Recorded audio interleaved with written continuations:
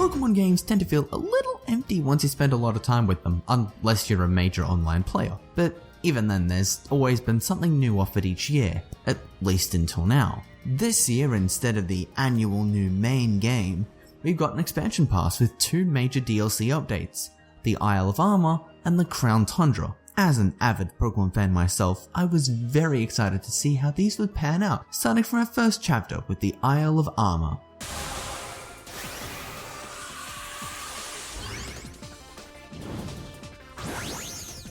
At any point, once you've cleared the base game's tutorial, you'll be able to use your newfound Armor Pass to travel over to the Isle of Armor. Once there, you'll be confronted by your new rival, Avery or Clara. They also want to be the very best, but they will be exceptionally jealous of your protagonist's powers and try to prevent you from joining the Island Dojo. So obviously, you'll participate to spite them.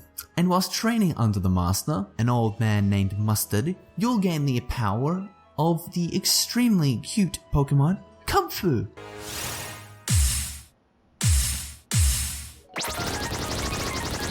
It's not much of a story, but it's a bit of fun, and it's not even where the meat is. The adventure features an entire isle to explore, and it functions mostly as a wild area.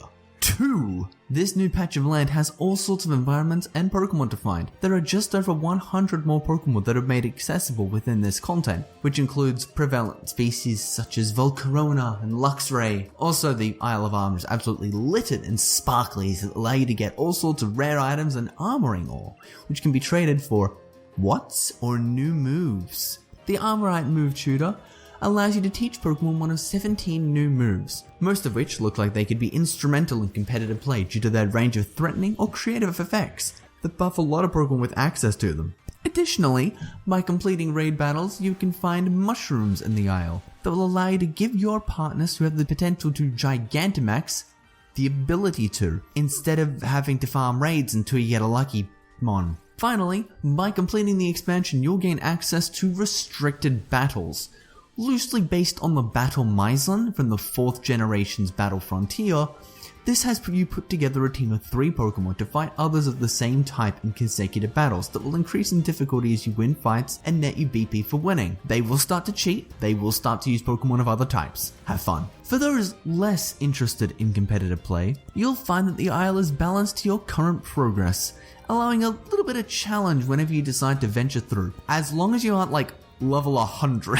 Once you are far enough in the story, you'll be able to have a Pokemon tag along with you as you explore the area, fighting items, catching Pokemon, joining raid battles, and locating the lost Diglett. That last one is a little side quest that has you traversing the land, searching far and wide for 150 Diglett, which will net you some Alolan forms as rewards.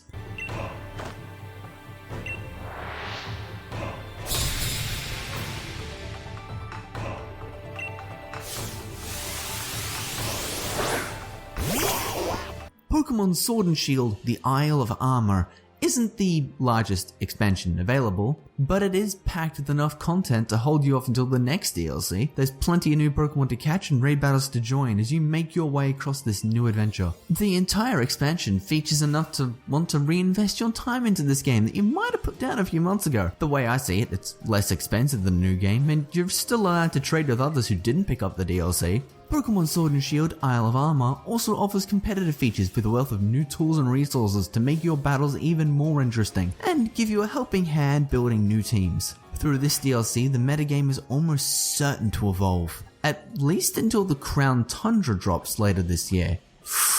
Ooh, I'm excited already. Thank you guys so much for watching. Noisy Pixels is a group dedicated to bringing you guys the best news, reviews, previews, and more. Please stick around and subscribe, ring the little bell if you haven't already to stay up to date on our future content. So, with 100 new Pokemon added to Sword and Shield, who's the best? I mean, I listed Volcarona and Luxray earlier, but those are just some of the really cool ones. Personally, I'd actually be leaning more towards like Skarmory and Lycanroc.